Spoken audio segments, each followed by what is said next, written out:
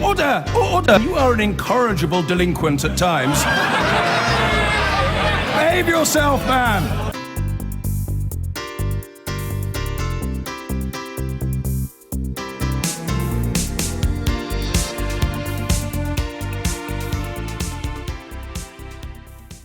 Now, there are days when the news editors all seem to agree what the big news is in the Sunday newspapers. Today ain't one of them. Lots and lots of different stories. There's the Sunday Times, a story about VIP sex cases, a fascinating story there saying that Amazon is riddled with fraudulent and fake reviewers. Very interesting, that. Sunday Telegraph, an interesting story there, basically about the effect of human rights law on British troops who are now being sued, it says, by suspected Taliban bomb makers and other insurgents captured on the battlefield, now turning to learned friends to get some money out of them.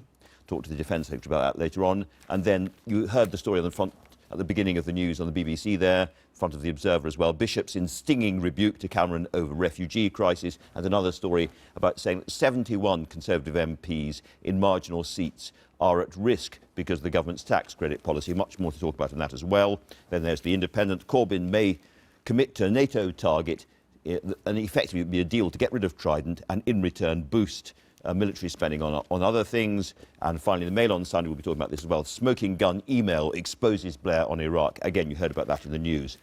Peter Hitchens and Gillian Tett, welcome to you both. Where should we start? Should we start with the Blair story, Peter, from your paper? Well, yeah, this is a good old-fashioned piece of intelligent digging which has revealed a very, very interesting memorandum in which Mr. Blair at the time is shown as viewed as pretty much a willing servant by Colin Powell, someone who can be expected to be loyal. I think it really does show us that long before the government officially admitted they were doing what they were doing, they were doing it. And it gets us much closer to the truth about what happened at that mysterious meeting at Crawford where the sealed in blood deal was done to drag us into that stupid war. Reading it carefully, I'm not sure it's the smoking gun, the paper claims, because after all, Blair does say something, it's conditional. If the conditions are right, then we will support. If the triggers are met, then we will support. He doesn't say we will support. Yes, but the whole attitude that he displays, having already sent troops to Afghanistan against the advice of his own military, being in political trouble at home, yet continuing to be loyal to the United States, they know he's on side. I think it's the smoking gun is in the eye of the beholder. This one seems to be smoking quite hard. It's a very, very interesting story. It's not necessarily quite gotcha, but it's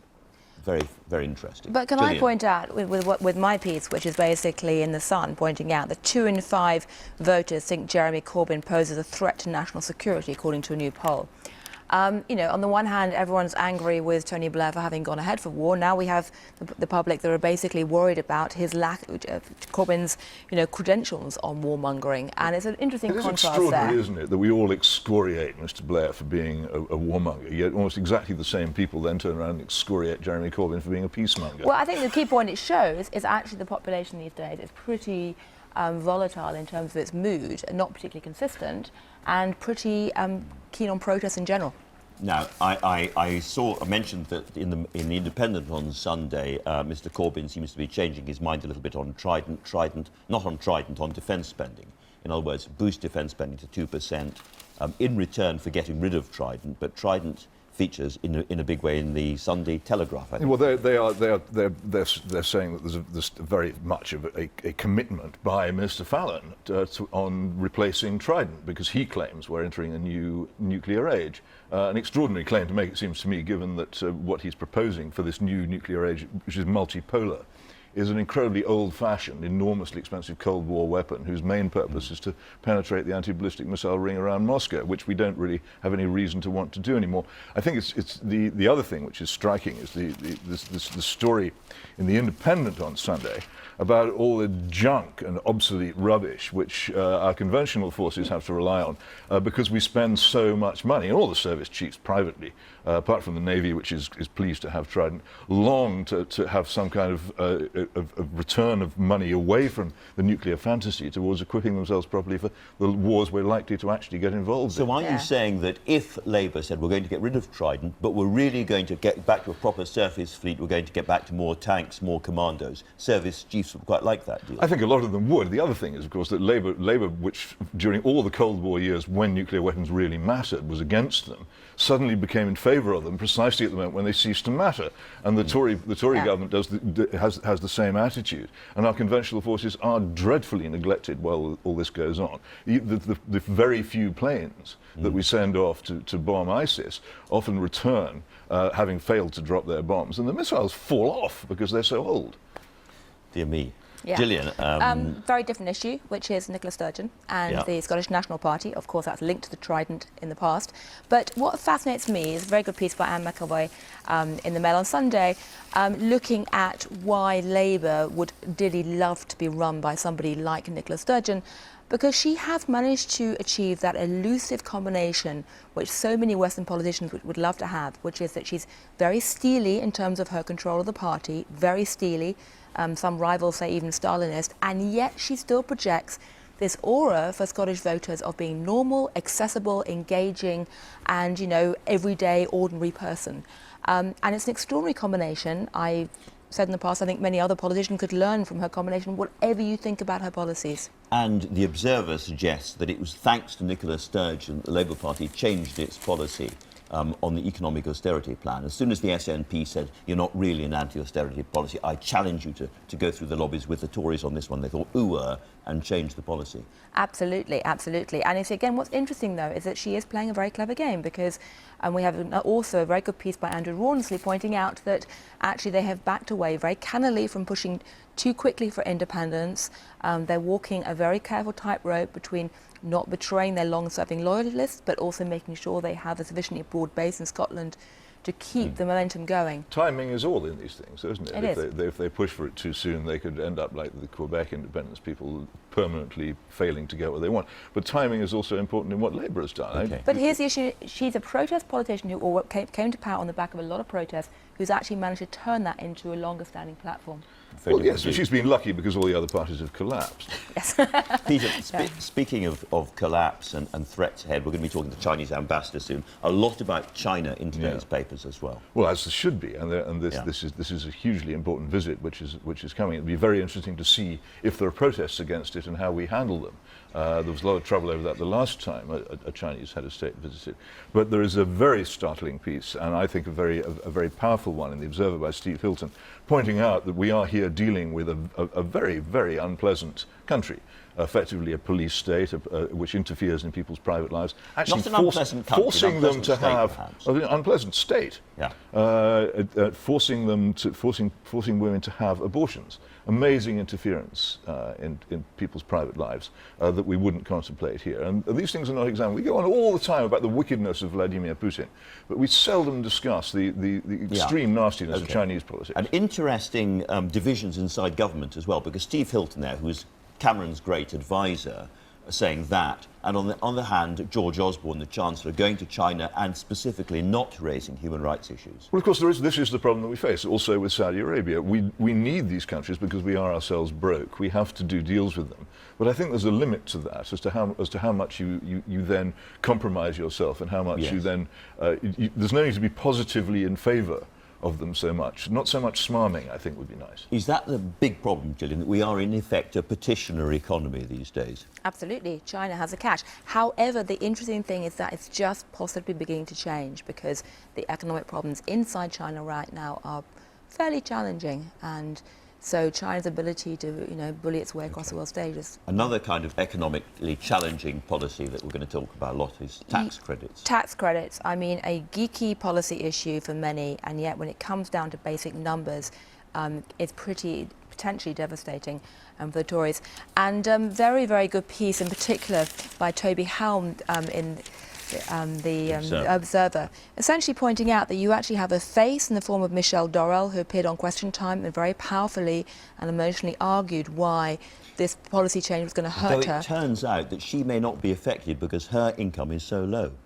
There's a good point. But, I mean, the point that he makes is 71 potential marginal seats could be at risk if this turns into a full-blown political row. It could even be the poll tax for the Tories. And so I think that Osborne's going to have to do some very deft political footwork to get out of this. But it's timing again, isn't it? If they can get away with this now and go through all the pain now and achieve a substantial cut in spending on something which a lot of people agree is probably not a very sensible way to use taxpayers' money, then it'll be over long before the election and forgotten by then, This is sort of what if they can tough it out. This is what Ken Clarke was saying, going back to the Geoffrey Howe budgets, get all the bad news in very, very early on. However bad it is, by the time the election comes, people will have forgotten about it. On the other hand, emotional scenes on Question Time get remembered a lot longer than Exactly. you might think. It could still be very dangerous for them. Yeah. Right. OK, let's turn to the Amazon story, Gillian. Yeah, Amazon, I have a totally vested interest in this right now because I just published a book, The Silo Effect. But as you know, as a former, as a current book author yourself, the publishing industry is peculiar in terms of how it works. And what's fascinating to me is the story says that Amazon's going to sue over 1,000 fake reviewers. So it's trying to clean up its act. But these days we place so much faith in peer reviews and in the internet and social media, and yet most of us have no understanding how it actually works. And it turns out a lot of the reviews on Amazon are fake. And I'm glad to hear that. I wonder now how they know, however. Well, it looks like they've done a good, investigation. I mean, it started off with the Sunday Times investigation, which was an undercover one. Basically, a ghostwritten ebook was published, and they got, they saw how fake. It's very tempting. I can exactly see why people think that people don't appreciate my book. I will write a review under a different name. I'm going to call myself Colonel Oatcake and say this is the best book I've ever read. I guess a lot of people do this. Absolutely. I haven't. No, I haven't either. Any reviews on the Silo Effect are real. But, as far as I know. I can get reviewed fantastically rudely in normal newspapers and magazines. I don't need to go to Amazon to get traduced. And they don't need to do it in honesty either. They seem to think it'll make them popular. And one of the reasons people traduced you in the past, Peter, is your long-standing support for grammar schools. That's called a segue. Indeed it is. And here we are. And here's this amazing thing that we now actually have the possibility. It's thin, but it's a possibility that there will actually be new grammar schools opening in this country for the first time in decades. 15 years ago, when I first took up this campaign, people said, it'll never happen. It's a dead issue. It's gone. It's far from dead. It's becoming more and more alive all the time, and it's fascinating to watch the arguments beginning to gain traction, not with the chattering classes, all of whom have their own nice arrangements which allow them not to worry, but with ordinary people who do worry about having to educate children where state schools are terrible and private education is unaffordable. What are they going to do unless there is reform of this kind? OK, I'm confused, however, because Nicky Morgan, the Education Secretary, said when this first grammar school was announced, this is not a change in policy, we're not going to see lots of them opening, and yet we read in the papers we are going to see lots more grammar schools. So we don't really know whether the government has changed its mind on this or not. Well, they may have to amend the 1998 Act in the end. They may have to, because the pressure, once new annexes, so-called, begin to appear, they may find they can't stop it there. I think also people realise the branding of grammar schools remains a lot higher than the branding of academies, and the word academy doesn't arouse quite so much, electoral passion. Because the evidence is much more strongly in favour of grammar schools. Academies are actually not proven to be particularly good. OK, let's move on to one other education-related story. A hilarious, very, very angry memo from the master of Gonville and Caius College, Cambridge, directed to his students who have been behaving abominably on the streets of that fair city. Quite right, too. It's almost biblical in its force, saying the kind of people who are doing this are going to turn out to be the wickedest people in the land. Well, the issue state really is that if you're not careful, you create people living in little social bubbles or ghettos, or what I call silos, who basically have this sense of entitlement or complete blindness to wider public perspective. We should say this is a bullying drinking culture where freshers are forced to drink lots of alcohol, then they throw up, and then they're forced to drink more and so forth. And what the master is saying is you people doing this, you bullies, will end up as the Volkswagen engineers. And the reason is that if you are in a tiny little tribal group who's lost any sense of outside perspective or common sense, you see that, at the Oxford elite colleges when they basically do these hijinks, and then 20 years later they turn into bankers operating in little kind of silos or bubbles, or engineers, without any wider perspective. That's the issue. You're with the master. We're all with the master. We've covered a great deal. People's lives are ruined by drink, and I think there's no point in pretending otherwise. And this cult of drinking in universities at the moment is very dangerous, and I think he should be applauded for being so rude to them. All right. We've covered a great many stories and a lot of ground. Thank you both very much indeed.